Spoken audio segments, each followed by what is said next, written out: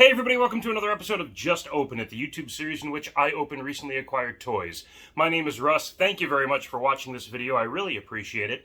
If you're a fan of toy collecting or action figures or pop culture in general, please subscribe to my channel, Karaoke Fanboy TV.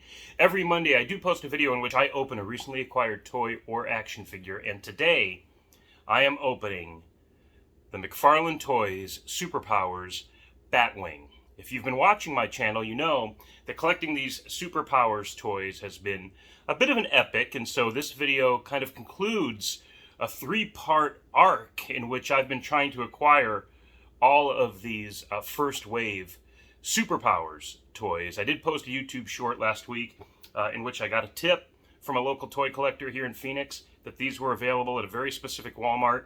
Drove 20-25 minutes across town and found the Batwing. So it's my pleasure to open it for you in this video. And I'm going to compare it to the original Superpowers Batmobile. This is the Batmobile from my youth. It is not perfect. There are some flaws here. As you can see, the cockpit windshields here, whatever you would call these, are broken. There's a crack here. This one's kind of loose, as I've tried to dust under them over the years. As this has been on display. The steering wheel, which is so distinct to this toy, is broken off, but I do have it in my weapons bin, so I could glue it back on at some time in the future, but it is currently broken off. Inside sits my original Superpowers Batman, sans cape, that was lost over the years. Actually, I take that back. I'm sorry, this is not my original Batman as far as the one I had when I was a kid. It's just an original Superpowers Batman. I picked this up on the secondary market probably 10 or more years ago, but the Batman I had when I was a kid was lost to the ages. This is, however, most definitely my original Robin, and his karate chop fortunately still works, but you can see how sun-bleached his thighs have become, and some of the paint wear from years of play inside and out here in Arizona. The sun can take its toll on your toys if they are displayed near a window, or if you play with them outside when you're a kid. So yes, those figures are here in the hopes of some comparison as well with the new Superpowers Batman. You can see the difference in palette. I've already done a video on bats here, so I'm not going to revisit that, other than to say you can see the difference in palette and how I really can't use this cape on this Batman if I wanted to complete this guy. Plus, as we all know, there is a hole in his cape from the packaging, and I've seen many other fellow fans of toys that review action figures online comment on that. So I really hope it's something that McFarlane Toys has noted and will correct in the future. What I really want to do here is compare this Batwing to this Batmobile to see if it's essentially from the same fleet. If the design of this Batwing, if its color scheme, if its construction looks like it was something that could have been made alongside this Batmobile in the 80s. Ultimately fulfilling what I think this Superpowers line should be, which is kind of a spiritual continuation of the original toys. I understand that you have to anchor a DC Comics oriented action figure line with your Batman, your Superman, and Darkseid, albeit with a new design than his original Superpowers incarnation, which I appreciate. So it's a bit of a variation, a 2.0. But now that they're moving forward with a Wave 2, ideally Wave 3 and 4, I hope that they introduce new characters with the Superpowers sculpts, size, and so on, so that they can stand alongside the classic action figures as this, like I said, kind of continuation. So it isn't a hard reboot, but instead kind of a supplemental to those original Superpowers. So we could see some characters and add those characters to our toy shelves that obviously now would never have been there before. So the Batwing to me is the fulfillment of that vision, this hope I have for this line. We didn't get a Batwing in the original. We did get a Supermobile, though not in the design that we've seen in the last few months with McFarlane Toys. But it is just another Supermobile. This Batwing is entirely new in both its kind of scope and design. It doesn't look like the Batman 1989 Batwing as far as the color scheme goes. It does in shape, but Again, is this something that could rest alongside the Batmobile, or if you're lucky enough, the Batcopter from the original Superpowers line, and kind of be this addition? So without further ado, let's just dive right in here. I'm actually going to remove this for now so I have some room, and we'll get back to that. But let's dive right into this Batwing here. Opening it per the title of this series. Now, I have no sanctity for the box, so I'm just tearing into it here. I don't have a scissor or a blade, so I'm just ripping it open unceremoniously. Here we go. And this just comes out very easily, handsomely packaged here with some protective plastic.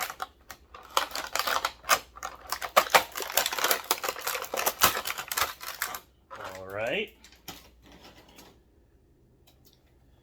Now, I'm not sure if these just go down manually or if there's a button or something for them, but I think it's just a go down manually situation. There's a little trigger here underneath. So there's a capture claw here in the front. And then, of course, Todd McFarlane's most favorite feature is the opening of the hatch. Oh! That's not happening for me. What's going on here?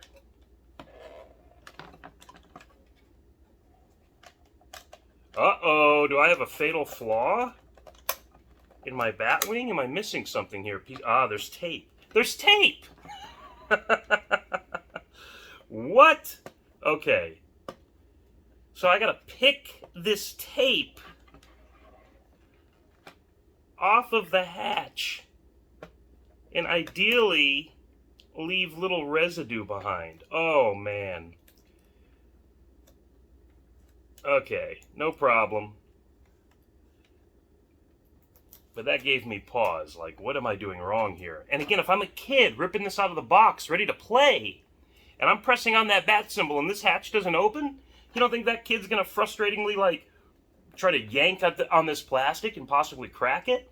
I could tell by looking at it, it's the same kind of orange tint as those Batmobile windshield pieces that I mentioned earlier, the ones I have cracked from my childhood Batmobile. So that's cool. The color scheme overall looks very similar to the Batmobile. I'll put them side by side here in a moment. But now, there we go. Okay. Todd McFarlane does have a video online where he very excitedly, very enthusiastically presses that logo and opens the hatch. So that's why I mentioned earlier it's his favorite feature. This is very cool. Very light. Easy playability here as far as flying it, you know, if you're a kid.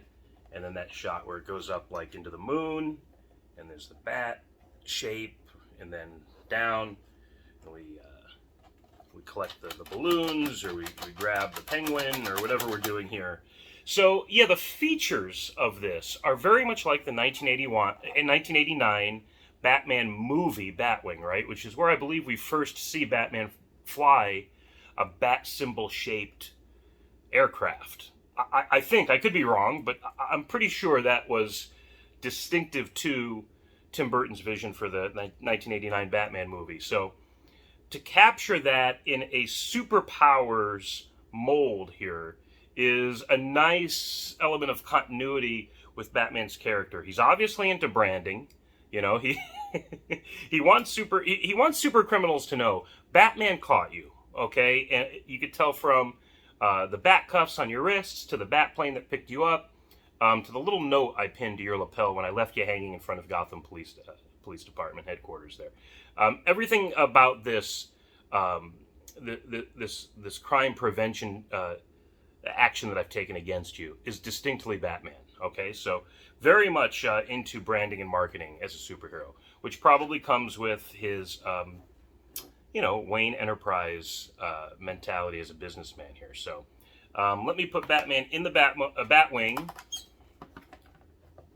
and I see that bat symbol shaped steering wheel in there too. And I'm going to kind of fold his cape in. He doesn't quite suffer Superman's issue with the Supermobile as far as the crinkling of the cape. But you really got to, okay, you got to get him in the cockpit there. Press that down. There isn't a snap, but it's closed. And there he is, Batman. In the Batwing.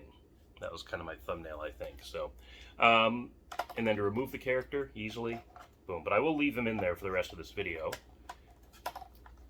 His cape is sticking out. So, you know, that's an issue. The material on these capes aren't as malleable as the cloth capes from the original Superpowers line. So they kind of fight back a little bit in character play and in the display potential with these vehicles.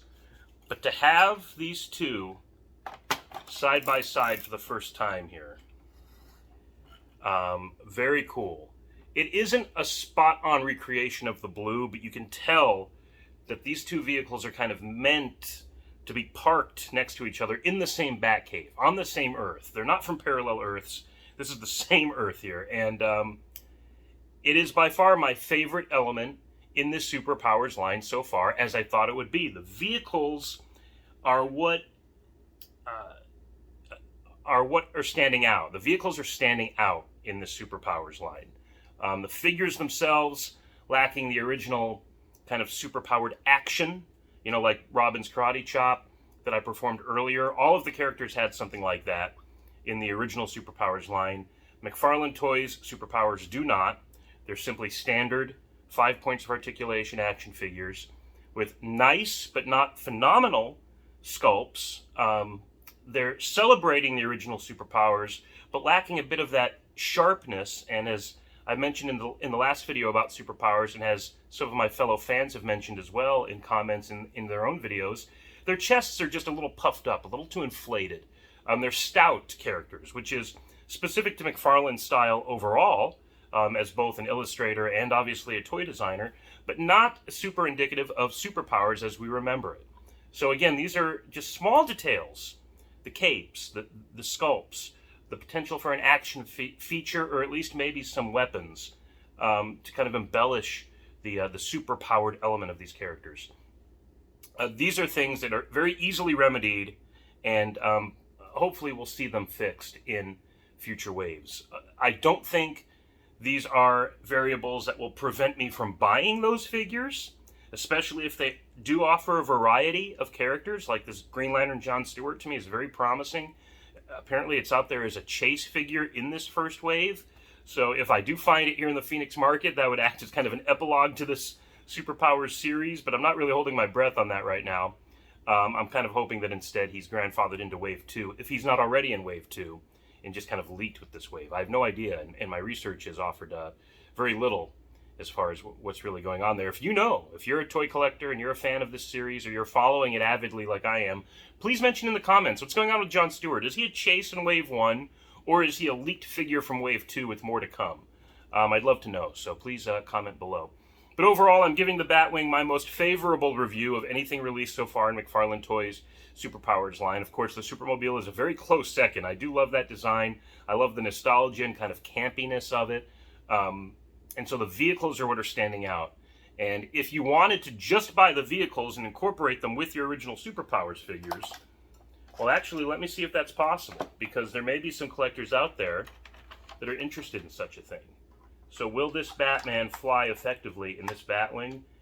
And absolutely, and I dare say even more comfortably than his more contemporary counterpart here. So something to think about. Thank you for watching this video. I really appreciate it. Again, please like and subscribe to my channel here, Karaoke Fanboy TV. And tune in next week when I grab a toy laying around here in my living room. I look at it and I say, you know what? Just open it. I'll catch you next time.